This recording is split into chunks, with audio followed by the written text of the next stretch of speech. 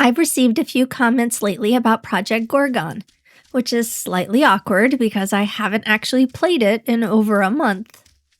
And normally, I am a very organized content creator. I plan videos weeks ahead.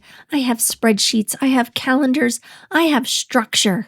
But lately I've been winging it. You're getting whatever nonsense crawls into my brain at 2 a.m. and survives long enough to become a video. My channel has transformed from a carefully curated media experience into a digital rummage sale of whatever happens to be rotting in my Steam library. But those Project Gorgon comments did something terrible. They reminded me how much I actually enjoy that game. So this week, I logged in with absolutely no plan whatsoever to see what kind of shenanigans I could accidentally stumble into. As we learned last week, I am an INTJ, which means I reliably maintain routines and create productive habits. So doing whatever is a little off-brand. But Project Gorgon is the perfect game for doing just that. So I log in with absolutely no plan.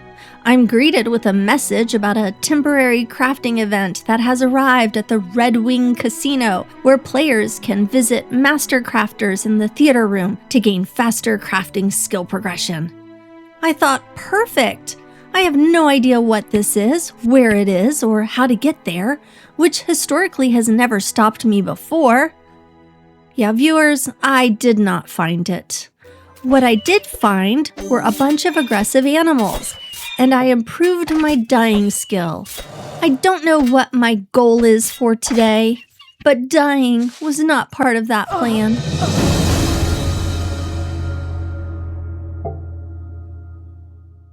I opened my map through exploration and my cartography skills flew. I also met a new person, Sammie Grimspine.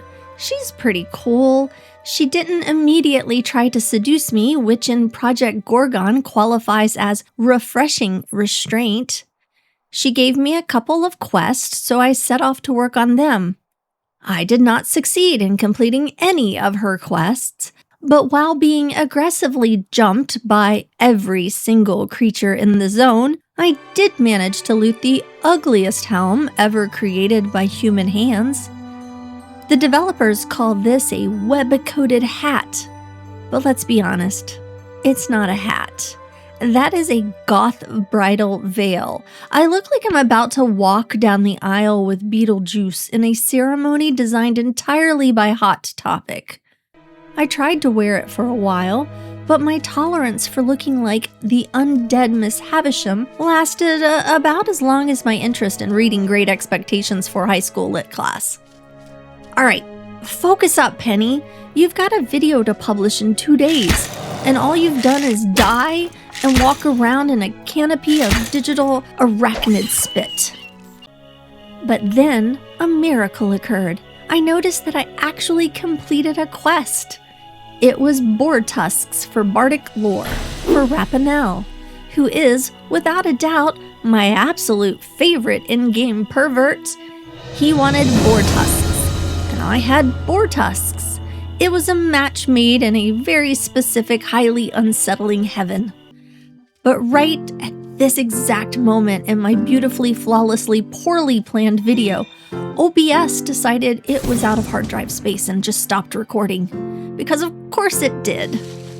But don't worry, here is the dramatic reenactment of what you missed. I turned in my tusks. Rapinel offered me a reward, and since I wasn't immediately violated by the dialogue, I assume it was PG rated. He did call me a groupie, which is a little offensive, Rapinel. I am a digital content strategist. Have some respect. But he offered to teach me his bardic ways if I have a minimal amount of lute skill. The only problem? I didn't have a lute. So I went over to Cleo, who's the town resident hoarder, and sure enough, she had one. I bought it, equipped it, and immediately leveled up. But Rapinel won't just teach any random lutist. To get his advanced knowledge, I needed level 5 lute skills, so I spent the next half hour just strumming away in town like a deeply untalented Renaissance Fair reject. And amazingly, some local players joined in with some reasonably good dance moves. I'm assuming Lana taught them advanced choreography because they were absolutely killing it.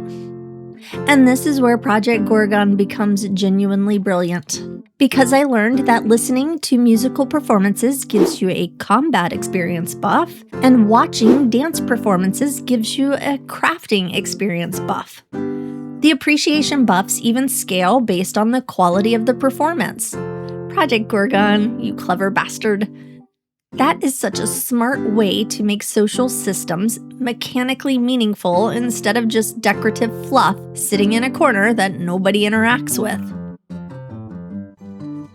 Anyway, I aggressively strummed my way to greatness and finally learned the way of the bard. And to celebrate my newfound musical prowess, I immediately, and entirely accidentally, sang so offensively I ended up killing a tavern rat.